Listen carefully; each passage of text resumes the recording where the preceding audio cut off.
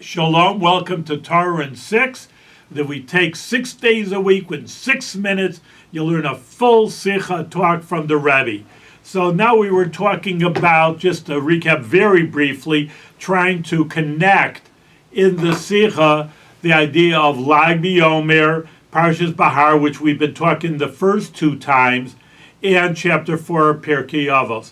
So one of the ideas, of course, of Lag BaOmer is that it's the few things, but it's the yard site, the anniversary of passing away of Rebbe Shimon Bar Yochai. That's why people go to Meron. In Israel, that's where he passed away, and that's very important. So one of the things in Pirkei Avos, though, that was talked about by Rebbe Shimon. It's very interesting.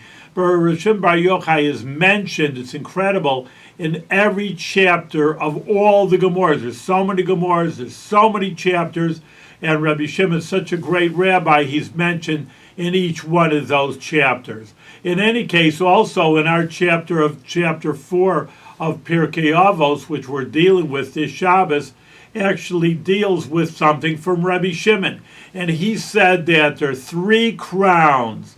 He says there's Keser Malchus, kingdomship, Keser Torah, but Alden Keser Torah, and the crown of Torah, meaning these are all special people, a Kohen, surely a king, someone who learns Torah is a very special person. But what ultimately does he say? The 4th crown is Keser Shem Tov, a crown of a good name, Ola Al Gabehem, goes over all of them. So what does that mean? Again, what's a crown of a good name? That's your good deeds. People say, wow, you're a great guy. You help out in the shul, you help out the community, you give tzedakah, you do good things. You get a good name in the community and around you. So it's the good deeds. Now this is incredible also. This is what we were talking about for the last 2 times. Behar on one hand is a mountain, on the other hand is very humble. And that's why Behar, the parsha itself, on one hand, it's talking about earthly things. You can't get more earthly than a farmer dealing with the earth. On the other hand, we have the mitzvah Shemitah, the sabbatical year, that raises you up every 7th year. So we're infusing the highest with the lowest. And that's really the same theme with Rabbi Shimon saying. Well, we have stories with Rabbi Shimon, and that he was actually a very super holy man.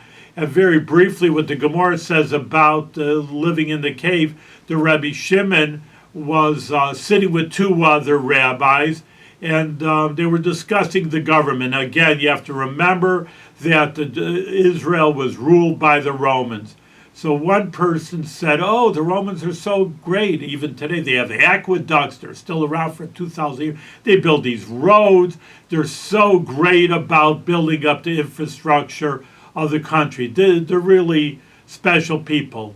One rabbi didn't say anything, and Rabbi Shimon says, the reason why they make these great roads is so they should have throughways, and you pay money on the throughways. That's why. Surely it's a great road, but they're making money on us over here. It's for ulterior motives.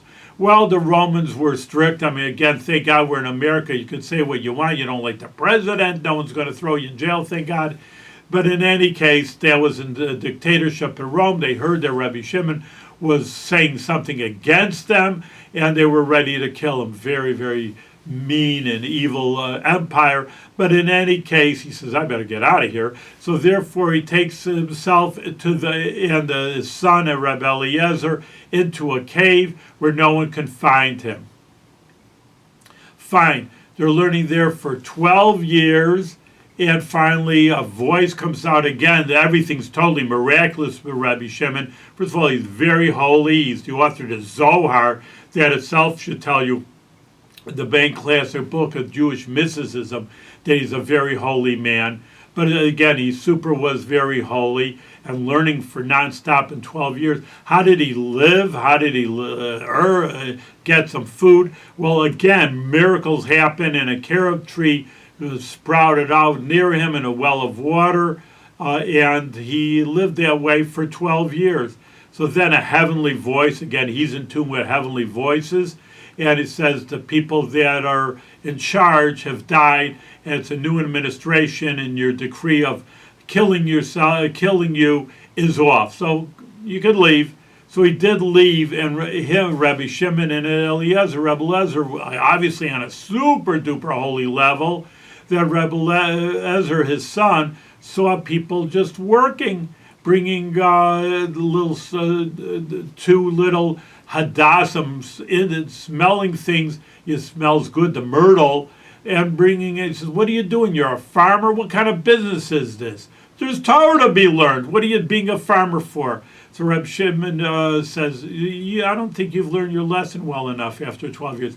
We have to go back and learn another year." So finally, when Rabbi Shimon came out again, they learned their lesson, that even though, again, they were on the super duper, you can only imagine, Rabbi Shimon Bar Yochai was learning Torah nonstop. It's called Torah Manah, so Torah is his craft, 24 hours a day, and even great rabbis in his era couldn't do it. So again, just underscoring how holy and he was.